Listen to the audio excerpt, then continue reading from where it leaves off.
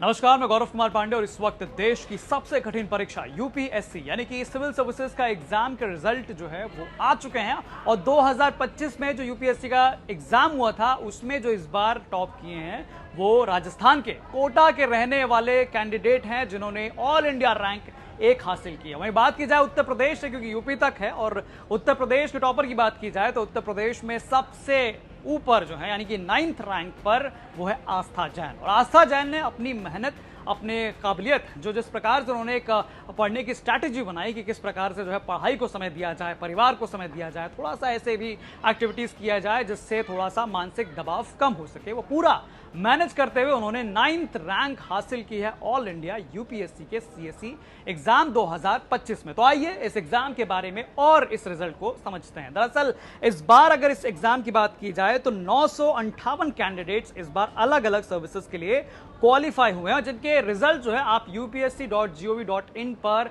IPDF में देख सकते हैं।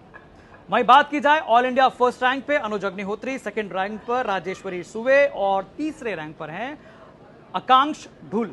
आपको बता दें कि यूपीएससी सिविल सर्विसेज 2026 प्रीलिम्स परीक्षा 25 मई 2025 को आयोजित की गई थी। इसमें जो मेंस एग्जाम है वो 22 अगस्त से लेकर 31 अगस्त 2025 तक किए गए थे और इसमें चयनित उम्मीदवारों के लिए पर्सनैलिटी टेस्ट या फिर कहें कि जो इंटरव्यू सेक्शन है वो जो है 27 फरवरी 2026 को खत्म हुआ।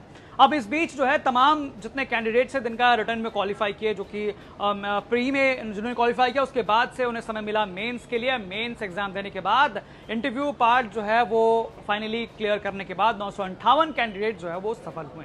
अब बात की जाए यूपी की तो आस्था जैन, जो कि शामली जिले से संबंधित हैं, वो उन्होंने बाकायदा अपने मैनेजमेंट को देखते हुए बाकायदा कोचिंग से जो स्टडीज है वो लेते हुए और अब जो है वो उन्होंने एक अच्छी हासिल जो है रैंक की है। और वहीं बात की जाए पिछले साल की तो पिछले साल जो रिजल्ट रहा उसमें यूपी के प्रयागराज की शक्ति दुबे ने पहला रैंक हासिल किया था यूपीएससी जैसे कठिन परीक्षा में। देश की सबसे कठिन परीक्षा है यूपीएससी सिविल सर्विसेज।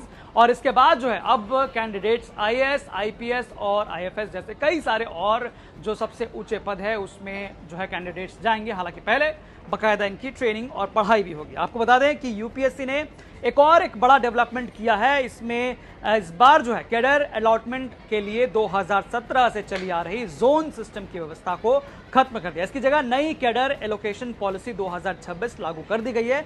इसके तहत अब साइकिल सिस्टम के जरिए अफसरों के कैडर का बंटवारा भी किया जाएगा। और यह पॉलिसी जो है इंडियन एडमिनिस्ट्रेटिव सर्विसेज यानी कि आईएएस, इंडियन पुलिस सर्विसेज यानी कि आईपीएस और इंडियन फॉरेस्ट सर्विसेज यानी कि आईएफएस के लिए चयनित उम्मीदवारों पर लागू होंगे।